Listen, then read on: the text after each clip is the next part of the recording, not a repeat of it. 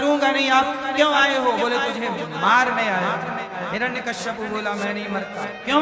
क्यों? बोले ब्रह्मा के बनाए किसी व्यक्ति से मैं नहीं मरूंगा, ये मैंने वरदान मांगा है। नरसिंह भगवान बोले ब्रह्मा मुझे नहीं बनाते, मैं ब्रह्मा को बनाता हूँ। अब तो मरेगा। बोले अभी भी नहीं मरूं, ना दिन को मरूं ना रात्रि को। भगवान बोले ध्यान से देख, संध्या का टाइम है, ना दिन है ना रात, अब मरेगा। बोले मैं अस्त्र से मरूं, ना शस्त्र से, ना सुदर्शन से, ना चक्र से, ना त्रिशूल से। भगवान बोले ये नाखून मैंने फैशन में नहीं बढ़ाया, इतने दिन से ये तेरे लिए बढ़ाए हैं कि नाखून से मारूंगा, ना ये अस्त्र है ना ये शस्त्र। बोले अभी भी नहीं मरूंगा। बोला 12 महीने में किसी महीने नहीं मरूंगा, ना चैत्र ना वैशाख ना जेठ ना साढ़ ना सावन ना भादो ना कुआर ना कार्तिक ना घन ना पूस, फिर ना माह ना फागुन। फिर भगवान बोले पंचांग देखता नहीं है, ये 13वां महीना चल रहा है, पुरुषोत्तम महीना, तो मरेगा। तेरे लिए मैंने महीना ही बना दिया, अब लो भैया। बोले ना आकाश में मरू ना पाताल में। भगवान ने गोद में ले लिया, अब ये ना आकाश ना पाताल। बोला ना अंदर मरू ना बाहर, ये देहरी पे बैठ गया, ना अंदर ना बाहर। अब बोल, अब चुप हो गया। और छाती कितना होशियार बन जाओ, मरना तो पड़ेगा। हिरण्यकश्यपु इतनी चतुराई से वरदान मांगा कि अमर हो जाएगा, पर वो मरना हो पाया, इसलिए मरना तो पड़ेगा। अब हिरण्यकश्यपु बन के मरना है कि प्रहलाद बन करके रहना। इसलिए प्रहलाद की तरह विश्वास रखिए, समर्पण करिए। छाती फाड़ दी हिरण्यकश्यपु के, विदीर्ण कर दिया। सारे देवता स्तुति करने नरसिंह भगवान की आए, लक्ष्मी जी आई, डर के भाग गए हैं। सब विराट स्वरूप परमात्मा, आधा नर आधा सिंह, पहली बार अवतार ऐसा अजीब लिया भगवान ने, दिव्य। प्रहलाद सब डर डर के भाग गए। प्रहलाद जी उछल कर गोद में बैठ गए, और जैसे गैया बछड़े को चाटती है, ऐसे नरसिंह भगवान प्रहलाद जी को चाटने लगा। बोलिए नरसिंह भगवान की। प्रहलाद जी को चाटने लग गए। प्रहलाद से कहा पुत्र कुछ मांग लो, पुत्र कुछ हमसे मांग लो। प्रहलाद जी ने कहा प्रभु आपने दर्शन दे दिया, आपने मेरे वचन की लाज रख ली, मेरे लिए खंबे से प्रकट हो गए, और क्या चाहिए? ऐसी कृपा करो प्रभु कि कभी आपसे कुछ मांगने की इच्छा ही ना हो। हे नाथ मैं आपको कभी भूलूं, मैं आपको कभी,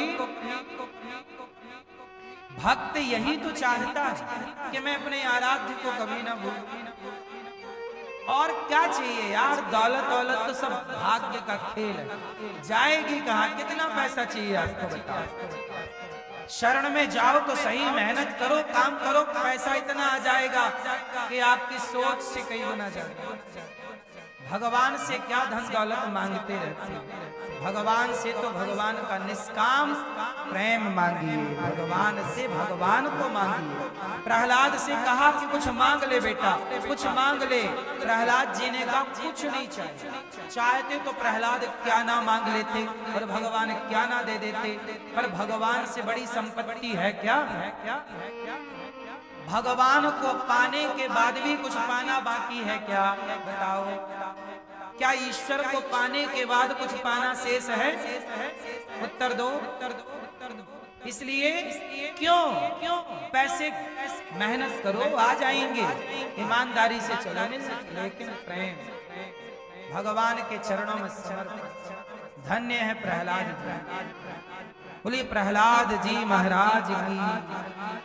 हम सब प्रहलाद जी को कोटि कोटि प्रणाम करें कि प्रहलाद जी जैसा प्रेम हम जैसे पापियों के भीतर भी थोड़ा सा आ जाए। प्रहलाद जी जैसा विश्वास और प्रहलाद जी जैसी भक्ति थोड़ी मुझ जैसे पापी के अंदर भी आ जाए तो मेरा भी कुछ कल्याण हो जाए, मेरा भी मन प्रभु में लगने लग जाए। कब मेरा मन प्रहलाद जी की तरफ भगवान के लिए तड़पेगा, तरसेगा, कब वो दिन आएगा पता नहीं। धन्य है प्रहलाद जी, इस धरती के हम सबके हीरो यदि कोई है तो हम सबके हीरो प्रहलाद जी। हम सबके हीरो कौन? प्रहलाद। भगवान ने जब प्रहलाद ने कुछ नहीं मांगा तो प्रहलाद ने उन्हें राजा बना दिया। भगवान ने कहा जाओ प्रहलाद, अब तुम पूरी दुनिया के राजा कौन बने? प्रहलाद। पिता मारे गए ना, तो पिता की राजगद्दी पर प्रहलाद का अभिषेक कर दिया और प्रहलाद को सब कुछ दिया, धन धान्य भर दिया। लो प्रहलाद। और प्रहलाद ने उस पैसे से, उस धन से 10 समाज की सेवा, खूब समाज की सेवा। प्रहलाद सदा हर जीव में, वो प्रहलाद जिन्होंने खंबे में ईश्वर को देखा होगा, वो प्रहलाद किसी साधु संत दीन दुखी सब में भगवान को देखने लगे और सबकी सेवा करने लगे। आज तक उनका नाम अमर है। प्रहलाद की कथा के बिना भगवान की कोई कथा पूरी नहीं होती। ये प्रहलाद की महिमा। साहब प्रहलाद को धन धान्य मिला, सेवा शुरू कर दी उन्होंने, गरीबों को भोजन देना शुरू कर दिया, जो बेसहारा हैं सहारा देना शुरू कर दिया। और प्रहलाद जी ने, भगवान ने आदेश दिया कि तुमने मेरी भक्ति की, अब जितने भी प्रजाजन हैं, दीन दुखी हैं, प्रहलाद उनकी सेवा करो, उनकी संतुष्टि में ही मेरी संतुष्टि है। नर सेवा ही नारायण सेवा है। सच्ची सेवा क्या है ये बताओ? कोई जरूरतमंद हो, बेसहारा हो। अब देखो ना, गौरी गोपाल आश्रम में हजारों संत आते हैं रोज। इन संतों को पेट भर भोजन मिलता है, रोज सेवा होती है, संतों को भोजन मिलता है। कोई भी संत आओ, पेट भर भोजन करो। क्या ये संतों की, ये देखो लाइन लगी है संतों की, जरूरतमंदों की, फक्कड़ों की। ये संतों की सेवा से क्या ईश्वर प्रसन्न ना हो रहे होंगे? इसलिए भगवान को प्रसन्न करना है तो भगवान के भक्तों की सेवा में लग जाइए अपने आप। गौरी गोपाल में हजारों संतों को पेट भर भोजन रोज मिलता है। आप भी एक दिन का प्रसाद बंटवा सकते हैं। आज की प्रसादी सेवा हमारी ओर से,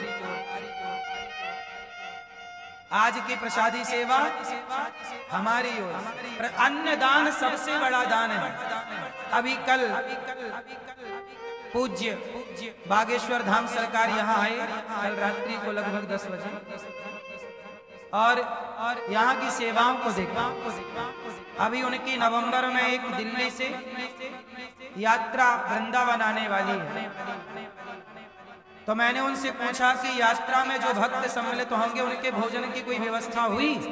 तो उन्होंने बोला कि अभी तक कोई व्यवस्था नहीं हुई।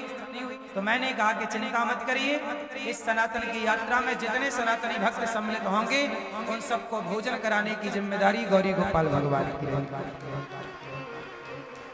तो सनातनी जो यात्रा में सम्मिलित होंगे सबका भोजन प्रसाद गौरी गोपाल भगवान की तरफ से, आप सबके सहयोग से। ये अन्नदान है। जहाँ मौका मिले अन्न सेवा करने का करनी चाहिए। अन्नदान करने का जहाँ भी अवसर मिले करना चाहिए। अन्नदान सबसे बड़ा दान। तो अन्नदान सबसे बड़ा, इससे बड़ा कोई दान नहीं। इसलिए गौरी गोपाल आश्रम में जो हजारों संत भोजन करते हैं, यहाँ पर अखंड रसोई चलती है। ये याद रखना साहब, ये दास अनिरुद्ध गौरी गोपाल में ही, वृंदावन में ही नहीं, भारत में जहाँ जहाँ जरूरत पड़ेगी वहाँ वहाँ गौरी गोपाल की रसोई खड़ी हो जाएगी अन्नदान करने का। आपका दिया हुआ जरा सा दान सनातन के लिए है, सनातन की सेवा के लिए। इसलिए ये देखो रसोई चलती है। और ये रसोई, अभी प्रयागराज में कुंभ का मेला था, तो प्रयागराज में कुंभ के मेले में करोड़ों भक्तों ने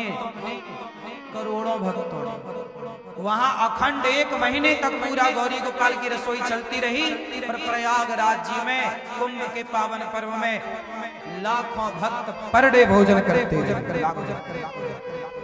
तो जहाँ जहाँ जरूरत पड़ती है वहाँ वहाँ जाकर गौरी गोपाल जी की रसोई सनातनियों की सेवा में लग जाती है। ये रसोई केवल वृंदावन में ही नहीं चल रही, आपका आशीर्वाद रहा तो जहाँ जहाँ जरूरत पड़ेगी वहाँ वहाँ रोटी पहुंचेगी गौरी गोपाल भगवान।